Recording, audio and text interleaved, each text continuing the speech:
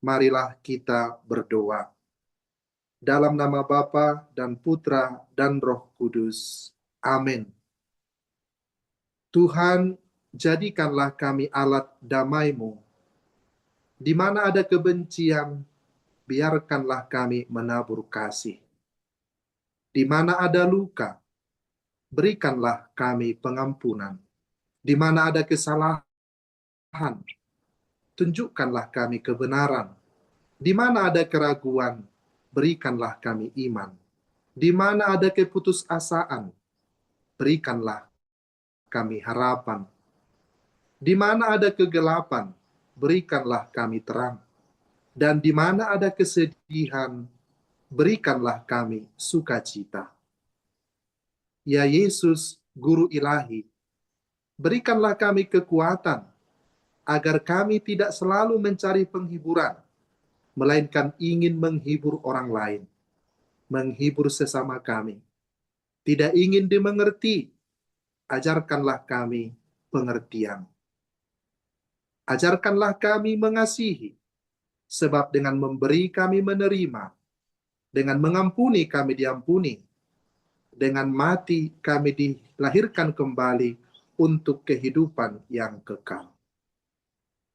Santo Fransiskus yang terkasih, yang lembut dan miskin, ketaatanmu kepada Tuhan dan cintamu yang sederhana, yang mendalam kepada semua makhluk ciptaan Tuhan, telah membawamu ke puncak kesempurnaan surgawi dan mengubah banyak hati untuk mengikuti kehendak Tuhan. Saat ini, di zaman kami ini, doakanlah kami juga dalam pelayanan kami kepada banyak orang, dan berikanlah kami hati yang ikhlas untuk selalu berdoa memohon kepada Tuhan, menyampaikan permohonan-permohonan kami. Ya Santo Fransiskus, Santo Allah yang terberkati, dari tahtamu di antara bala tentara surga, sampaikanlah permohonan kami kepada Tuhan yang setia. Semoga doamu didengarkan oleh Allah, dan Allah sendiri menganugerahkan kepada kami rahmat untuk menjalani kehidupan kami dengan setia. Santo Fransiskus, doakanlah kami. Salam Maria, penuh rahmat, Tuhan sertamu, terpujilah engkau di antara wanita, dan terpujilah buah tubuhmu, Yesus. Santa Maria, Bunda Allah, doakanlah kami yang berdosa ini, sekarang dan waktu kami mati. Amin. Dalam nama Bapa dan Putra dan Roh Kudus. Amin. Saudara-saudariku yang terkasih, topik permenungan kita pada hari ini dengan tema menghidupi kerahiman ilahi bersama Santo Fransiskus dari Assisi. Pada jubileum ini, jubileum 800 tahun mengenang kematiannya, kita merenungkan bagaimana cara kita menghidupi belas kasih Tuhan itu, kerahiman ilahi itu, bersama dengan santo yang sangat dicintai oleh dunia dan gereja, Santo Fransiskus dari Assisi. Pertama, mari kita membaca Efesus bab 2 ayat 1 sampai 10. Kamu dahulu sudah mati karena pelanggaran-pelanggaran dan dosa-dosamu. Kamu hidup di dalamnya. Karena kamu mengikuti jalan dunia ini. Karena kamu mentaati penguasa kerajaan angkasa, yaitu roh yang sekarang sedang bekerja di antara orang-orang durhaka. Sebenarnya, dahulu kami semua juga terhitung di antara mereka, ketika kami hidup di dalam hawa nafsu daging dan menuruti kehendak daging dan pikiran kami yang jahat. Pada dasarnya, kami adalah orang-orang yang harus dimurkai, sama seperti mereka yang lain. Tetapi Allah yang kaya dengan rahmat, oleh karena kasih-Nya yang besar, yang dilimpahkannya kepada kita, telah menghidupkan kita bersama-sama dengan Kristus, sekalipun kita telah mati oleh kesalahan-kesalahan kita, oleh kasih karunia kamu diselamatkan. Dan di dalam Kristus Yesus, Ia telah membangkitkan kita juga dan memberikan tempat bersama-sama dengan Dia di sorga, supaya pada masa yang akan datang, Ia menunjukkan kepada kita kekayaan kasih karunia-Nya yang melimpah-limpah sesuai dengan kebaikan-Nya terhadap kita dalam Kristus Yesus. Sebab kasih karunia kamu diselamatkan oleh iman. Itu bukan hasil usahamu, tetapi pemberian Allah. Itu bukan hasil pekerjaanmu. Jangan ada orang yang memegahkan diri. Karena kita ini buatan Allah, diciptakan dalam Kristus Yesus untuk melakukan pekerjaan baik yang dipersiapkan Allah sebelumnya. Ia mau supaya kita hidup di dalamnya. Demikianlah sabda Tuhan. Saudara-saudariku yang terkasih, mari kita memberi fokus kepada Efesus bab 2 ayat 4 sampai 5.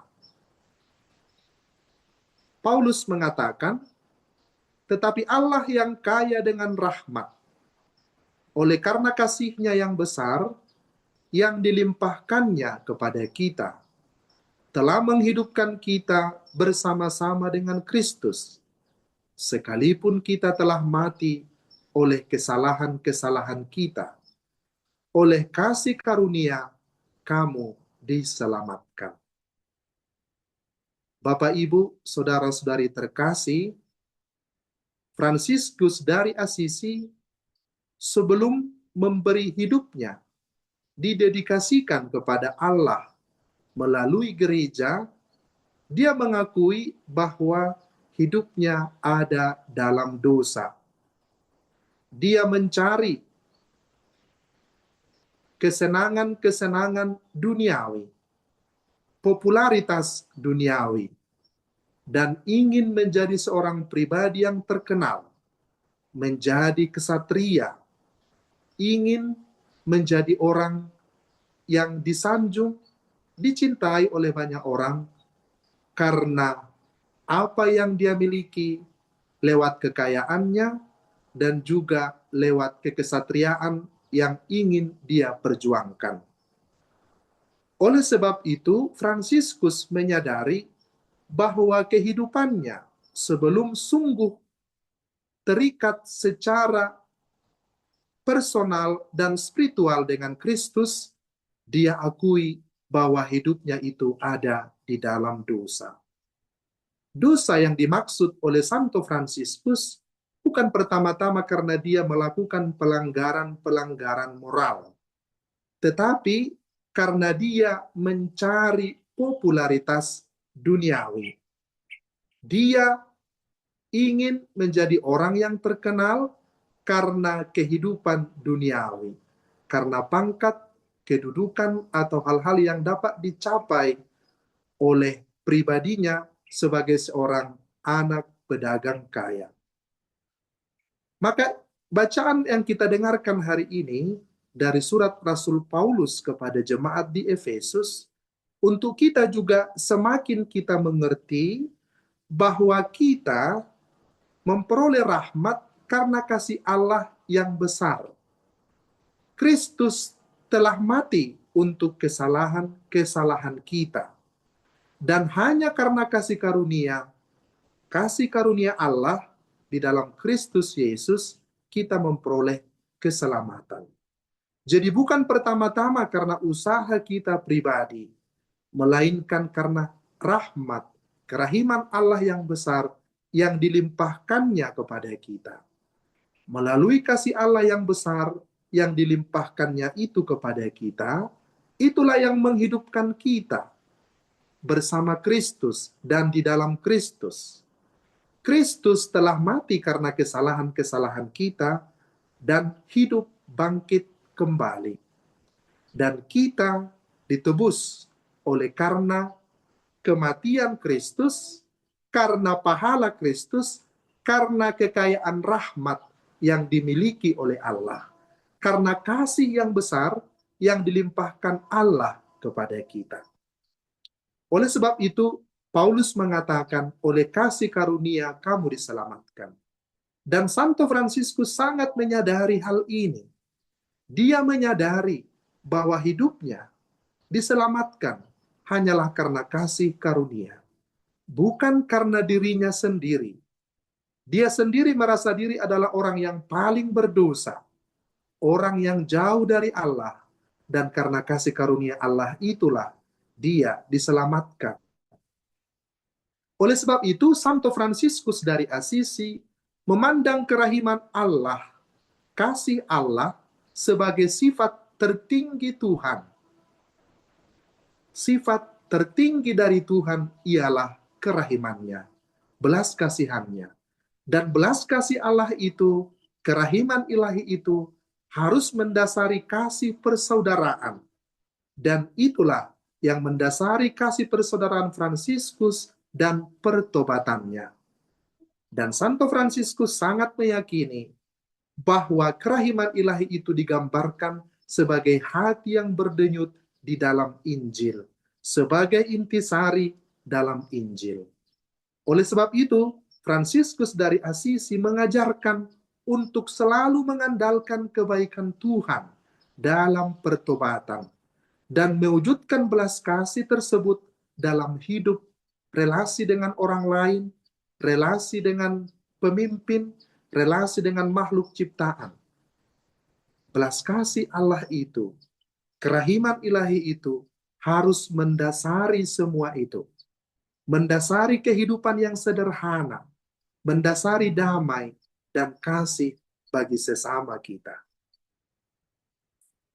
Karena kerahiman ilahi dimengerti dan dipahami oleh Fransiskus dari Assisi sebagai sifat tertinggi, maka Fransiskus menekankan bahwa belas kasih Allah, kerahiman Allah adalah sumber belas kasih kita kepada sesama. Dan hal ini dikatakan oleh Santo Fransiskus harus menjadi tanda pengenal utama dari kita dalam relasi dengan orang lain. Orang harus melihat tanda pengenal utama dari kita ialah belas kasih, ialah kerahiman Allah, kebaikan Allah yang harus dirasakan oleh orang lain melalui kehadiran kita. Saudara-saudariku yang terkasih, panggilan menjadi pembawa damai adalah suatu hal yang sangat penting yang kita renungkan dalam semangat 800 tahun wafatnya Santo Fransiskus dari Assisi pada jubileum ini. Dalam jubileum ini, Paus Leo ke-14 sendiri mengajak kita untuk mengingat teladan yang ditunjukkan oleh Santo Fransiskus dari Assisi. Membawa damai, teladan hidup yang membawa damai, mencerminkan kerahiman ilahi melalui sikap sederhana, melalui kesederhanaan kita dan persaudaraan kita.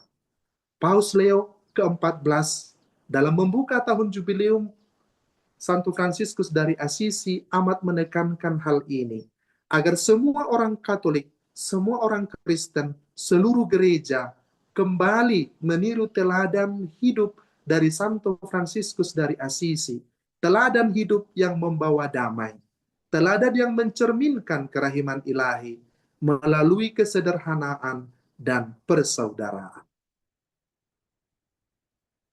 Setiap minggu Paskah kedua, pada pesta kerahiman ilahi, kita mendengarkan Injil dari Injil Yohanes. Yakni pada waktu para murid berkumpul di satu ruangan yang terkunci, Yesus hadir di tengah-tengah mereka. Para rasul terkunci dalam ruangan yang tertutup karena takut kepada orang-orang Yahudi. Mereka bersembunyi. Dan pada waktu itu, Yesus hadir di tengah-tengah mereka. Salam yang pertama diberikan oleh Yesus yang bangkit kepada para rasul yang berkumpul di tempat yang tertutup itu ialah Pax Vobiscum, damai sejahtera bagimu. damai sejahtera bagi kamu.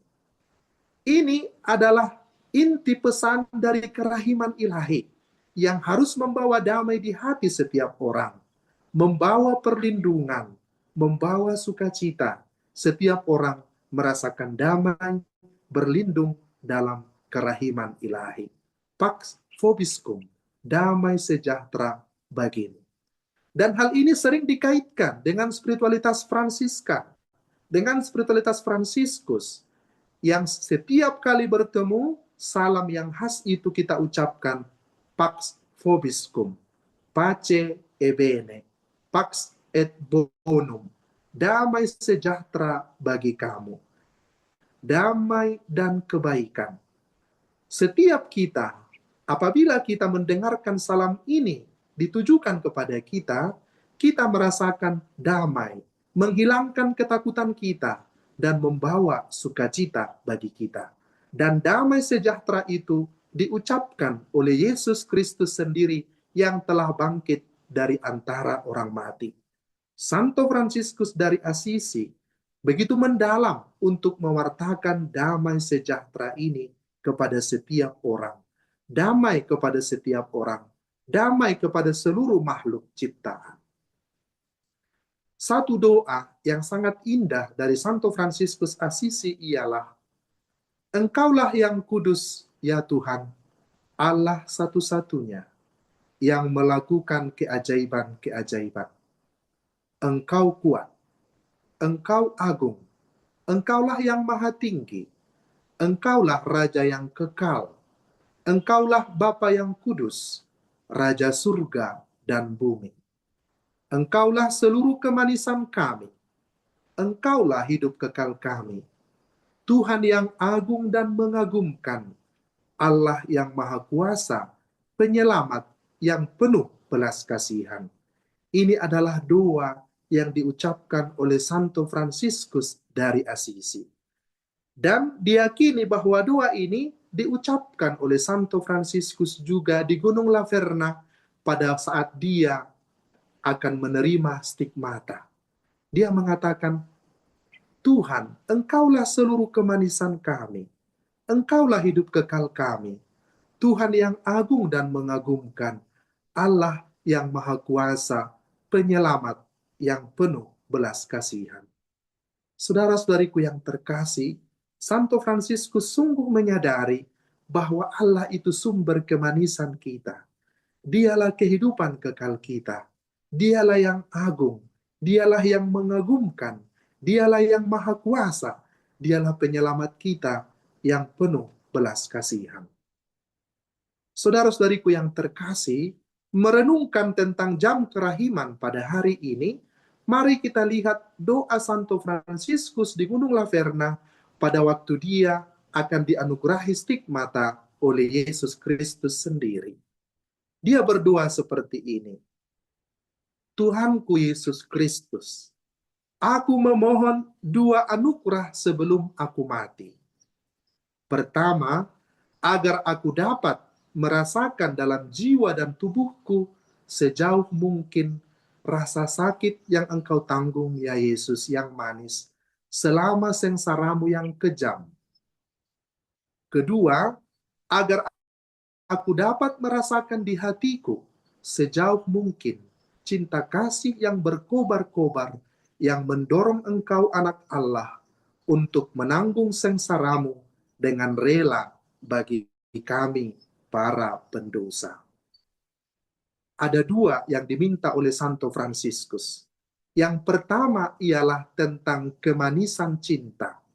Aku mohon ya Tuhan, agar aku merasakan dalam jiwa dan tubuhku sejauh mungkin rasa sakit yang Engkau tanggung, ya Yesus, yang manis selama sengsaramu yang kejam.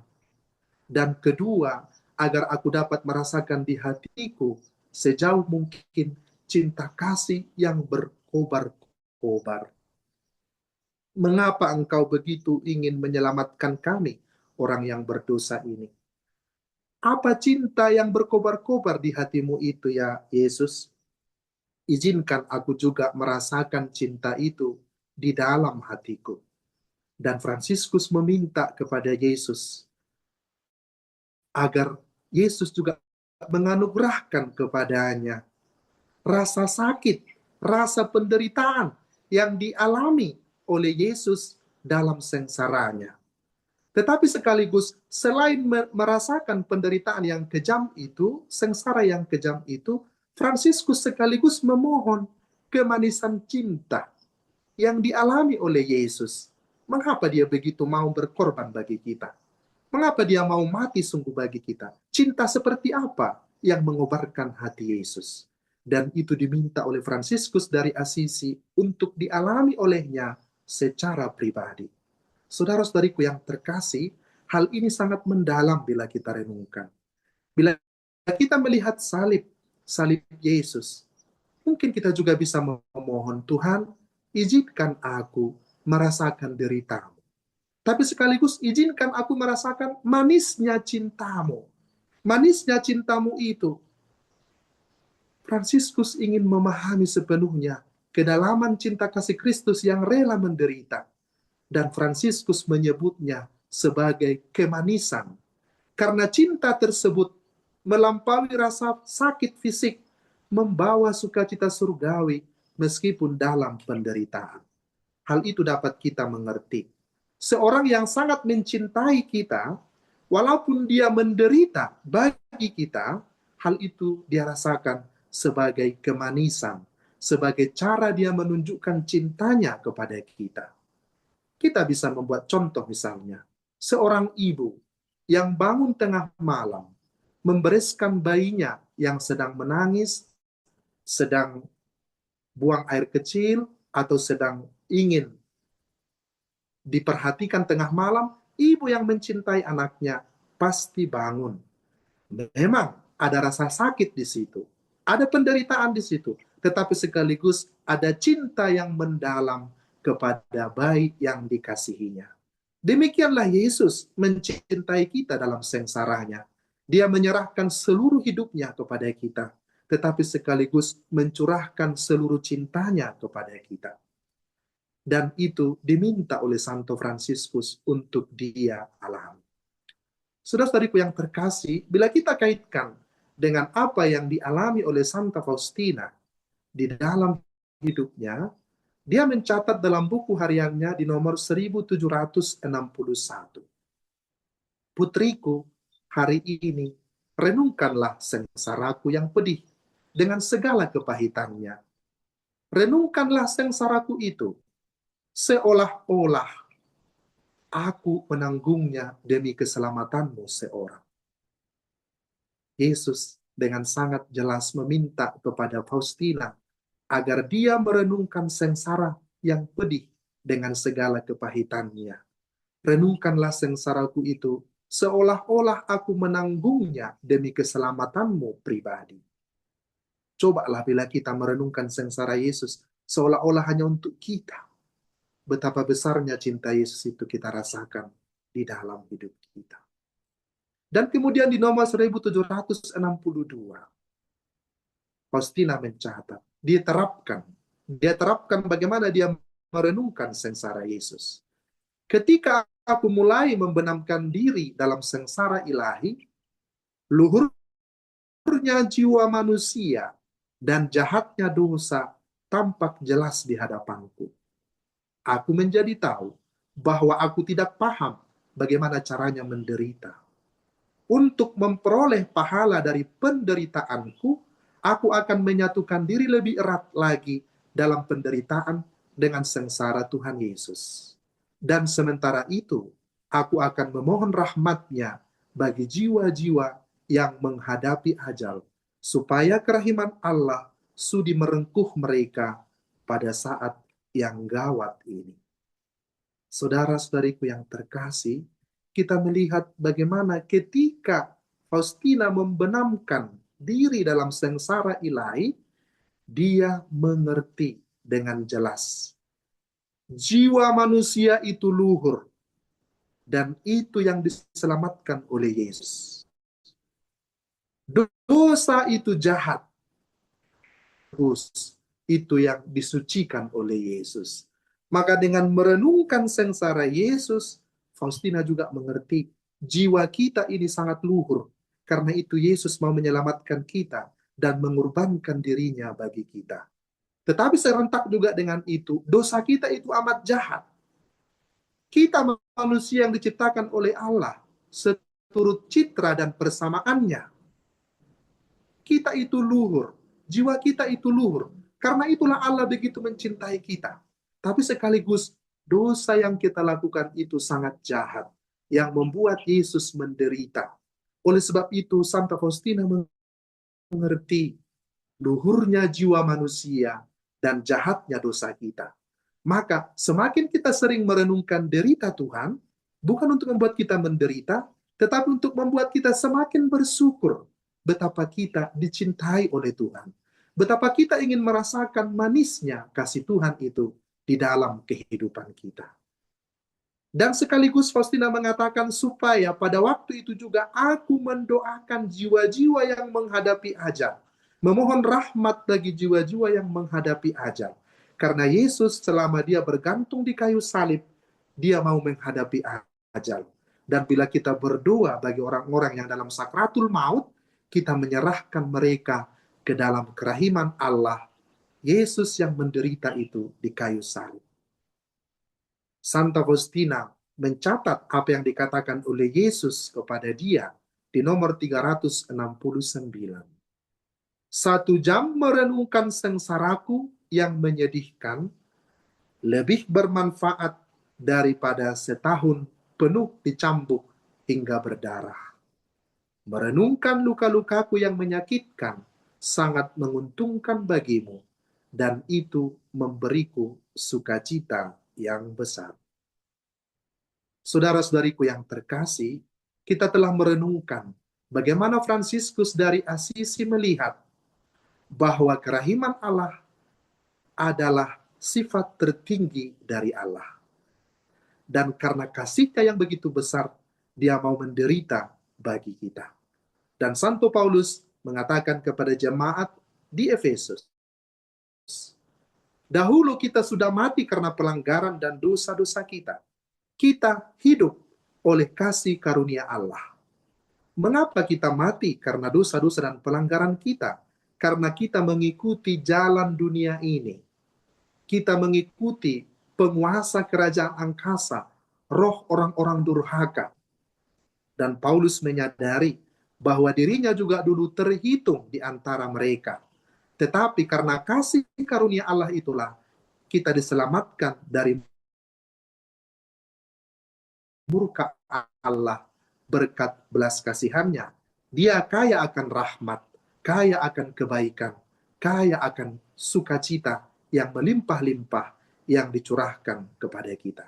Kita diselamatkan hanya oleh karena kasih karunia Allah. Saudara-saudariku yang terkasih, mari kita belajar dari Santo Fransiskus dari Assisi, agar sifat kerahiman Allah itu mendasari relasi kita dengan orang lain. Belas kasih kita mendasari kita, relasi kita dengan orang lain, belas kasih Allah. Sehingga kita melihat orang lain dengan mata belas kasih, dan juga alam ciptaan dengan mata belas kasih. Saudara-saudariku yang terkasih, mari juga sekaligus kita pembawa damai. Damai, pax vobiscum, seperti dikatakan oleh Yesus pada salam kepada para murid yang berkumpul di tengah ruangan yang tertutup. Salam yang pertama diucapkan oleh Yesus ialah damai bersamamu. Damai bersama ini hanya bisa kita rasakan apabila belas kasih Allah juga kita rasakan dalam hati kita dan menjadi dasar relasi kita satu sama lain. Dan semoga Jubileum Santo Fransiskus ini mengingatkan kita kembali betapa pentingnya damai, betapa pentingnya persaudaraan yang didasarkan oleh kerahiman Allah itu sendiri.